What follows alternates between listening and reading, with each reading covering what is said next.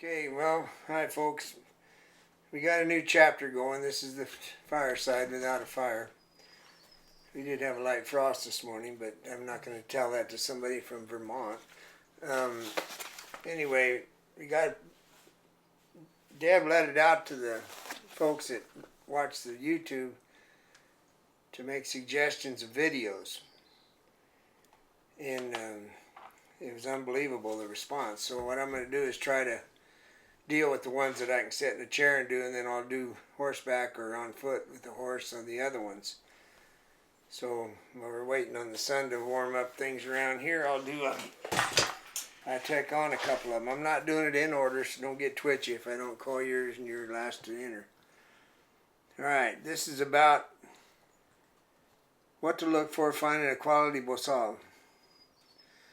Some people like myself can't afford to buy brand new, and a lot of people don't remember or disregard maker or brand, etc. Yeah, the start with the maker or brand thing. A lot of Bosals, 98% of them don't have a maker's name on them. They're just made. But what I would suggest is the width of the strands is the most important one. If you buy a cheap one, you're going to get a cheap one. So the strands are wide, and because of being made and then shipped and or on the shelf or whatever, the edges curl up. So now what you have is a pair of pinking shears. So what all you do is tear your horse's head up with it. So don't buy junk. And if you do the Amazon thing, you deserve whatever you get. The strands, 1/8 inch or less, is what I'm guessing. Now, Bridle will correct me, but you don't want a big wide 1/4 inch strand on a Bosal, period, or any rawhide work that you're going to use. Now most of them are 12 inches long. Okay, that's where I ran into trouble, because I don't want a 12-inch Bosal. In the old days they rode them higher, and that's why the length was long, and they had a lot of feather-footed horses back then. Way back when, in the mission days, it was a different setup. But anyway, my Bosals that I get are 10.5 inches long, measuring from the inside of the nose to the plug. The plug is the space at the very bottom where you can tuck your macate in, and that's very important to me because it keeps everything even when you get done wrapping it. So that's pretty much the deal on a Bosal. So you have to do your homework evidently and find somebody reputable and go from there. And when I have my Bosals, I never clean the inside. I let the dirt and the sweat load up on the inside, and it makes it real smooth for a horse. And care, of course, it's rawhide, so it's not a piece of leather. You got to care for it. And there's two things that will get you: rats and dogs. So if you have Chihuahuas, you'll probably be alright as long as you keep them up high enough. So that's the story on that. Now this bit thing, I got a deal from a guy, Ed Kimbrough. Years ago, bit makers often would wait to complete a bit when creating a new bridle until the Romal was completed in order to match the weight. And then he put down true question mark. I don't know.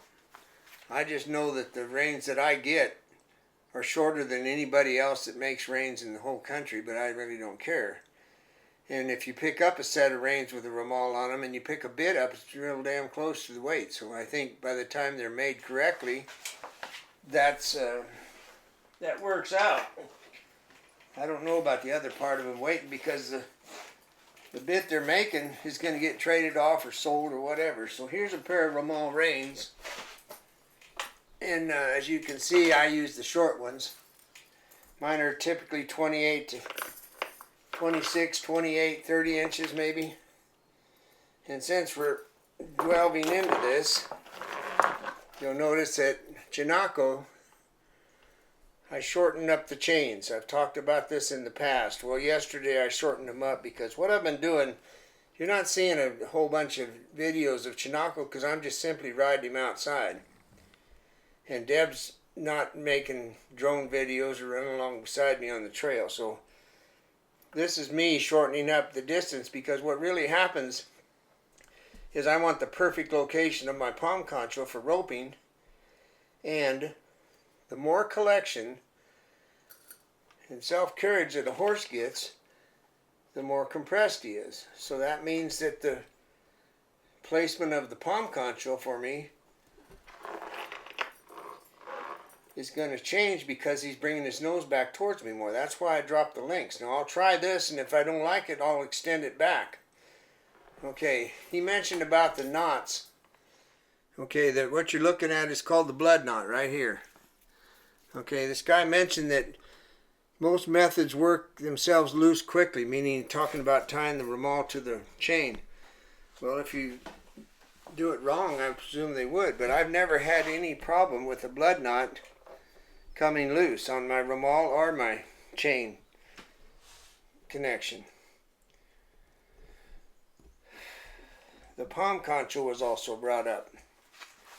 And I got to tell you that over the years, and I know it's been a lot of videos, I have talked about a palm concho, but I'm going to do it again simply because I'm going to do it again. Okay. Now this is a palm concho. These are the chains. The palm concho sits in the left hand if you're right-handed, and it's designed to keep the reins from moving. Plus, it allows you to lay your riata across your hand, and there's not the bulk of what you typically see in town, which is this, because the reins are so long, the Romal. And incidentally, on that note, there's no such thing as Romals. That means two Romals. This is the Romal. This is the Rienda. So it's a Romal Rein. Bueno. Alright. The palm concho itself. We'll go back into the studio and I'll tell you all about it.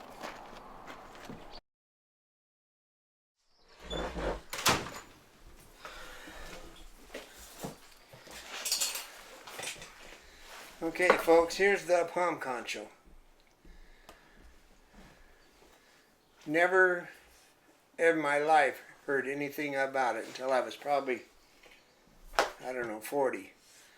And my friend Kathy Robinson, her sister, knew a teacher who was a historian, and he got a headstall and reins from the Santa Margarita Ranch, which is now Camp Pendleton, and she brought it to me because he allowed her to take it, and she showed it to me.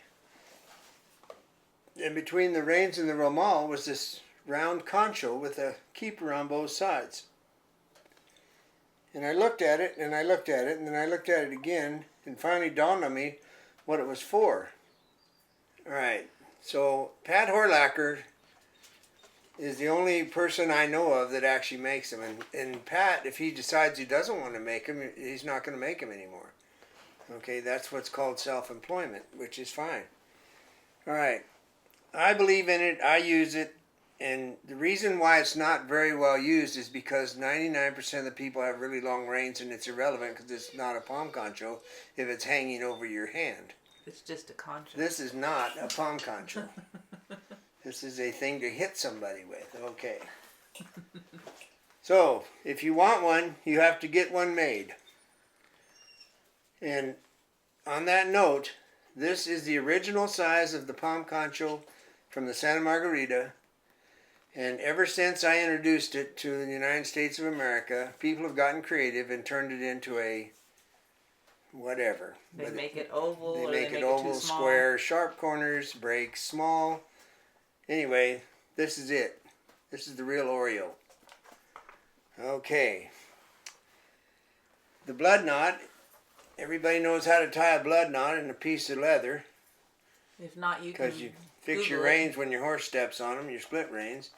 And that's what seems to stay. I could pull my truck with this knot, probably. Alright, that's over. Thank you very much. Now, moving right along.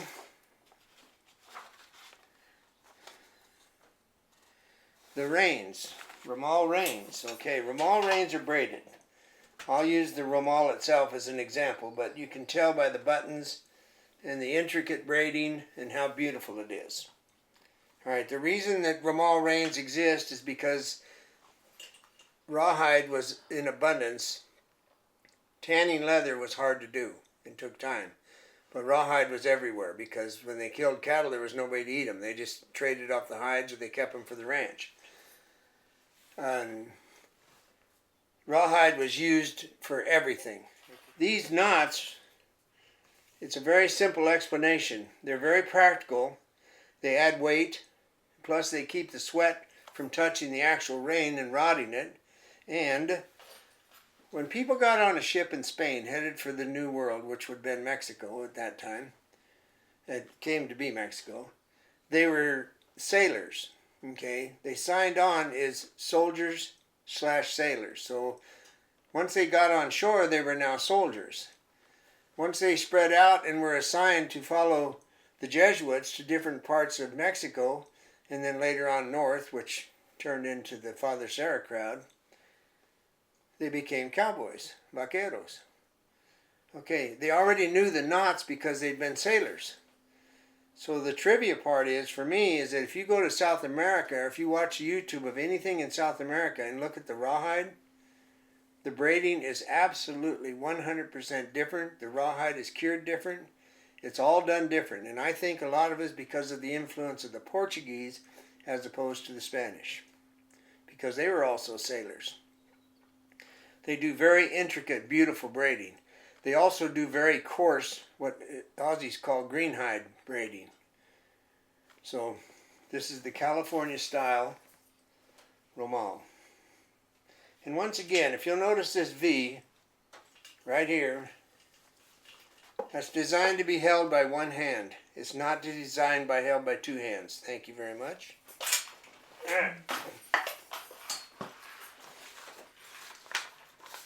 Let's see, the figure 8. Oh yeah, this is a good one. Willie sent me a message. Joe Walters, there's roping to do. Joe Walters is one of the smoothest ropers in the United States. He talked about putting a figure 8 in the loop to cut down on your loop building time. Have me show that. I don't know how to do that. Ask Joe. Okay, do you have a version of the mustache knot? Would like to see a video on that. If he does, keep up the good work. Okay. I can't tie the mustache knot. When I do it, it's a square knot, if that's what that is. And we don't have any mud. And I know it's part of the buckaroo deal to tie a knot in the horse's tail because of hanging in the sagebrush and all that, but I don't know how to do it. So, sorry to disappoint you. That's a complete bust on that one. Now, here's another one. Leroy got a hold of me and wanted to know my thoughts on long riders and perhaps the Long Riders Guild. A, Deb had to tell me what a long rider was. B, I've never heard of the Long Riders Guild. So, evidently, it's for people that ride a really long ways, as in 1,000 miles. I am not going to do that. So, I have no idea anything about a long rider. The logistics alone in this day and age would be something else. I mean, you'd have to have, feed and water. There was a young man who attempted it and failed blatantly recently, and actually, I think, got arrested. Yeah, back in the 90s, some of you might remember the Great Cattle Drive, it was called. It was from Texas to Montana. I happened to be out at Arvada, Wyoming, on a ranch, and I was sitting up on a ridge, and I see this trail of cattle coming down the road with some wagon, and it dawned on me that that's who that was. So I trotted down to meet the boss, just to be polite, and I finally asked him in our conversation, I said, well, how's it been? He said, well, if you like riding along the side of the road with broken glass and beer cans, it's a really long road. And I think, okay, that's over. So I trotted off, and he went his way, and that was the end of that story. So, now, Keith. He wanted to know, I just want to know what the internal width of your horse trailer is. Now you said width, so the internal width is 6 feet. Now trailers are different in width depending on whether you want to cover the fenders and have the wheels halfway inside, halfway outside, I don't know. But the long part of my trailer on the floor inside where the horse's head goes is 16 feet to where on the left side. The right side, which is the short side because it's a diagonal panel, is 9.5 feet. From the tail of the trailer, it's 9.5 feet. From the tail of the trailer, it's 16 feet. And our fenders are completely outside the trailer. Yeah, and you said you're going to carry 2 horses and there's going to be a kitchen and a shower in the front. Well, good on you. That's the measurements. Well, folks, I did want to tell you about the hauling horses long distances. We made the video about it. Okay, you heard me babbling. That's what we do. That's what Pat and Deb does. Some people get in, turn the radio up, the mirrors in, and go like hell. Okay, I don't care. They're not hauling my, it's not my deal. Like my mother used to say, I have no dog in that fight. Other people, they stop at lunch and then they walk the horse around the parking lot of a really, really hot pavement truck stop with a bunch of losers going in and out with their RVs. I don't do that. If we're out in the Middlegate, Nevada, we jerk them out of the trailer and tie them to the sidewall. We go in and have the best hamburger in the state of Nevada. So I guess I'm telling you that the trick for Pat and Deb was always to get into camp early and give the horses plenty of time to rest, lay down, roll, eat all the hay they wanted. And in the morning, when you looked at the corral, you could tell how many times they crapped and you would know what you're dealing with.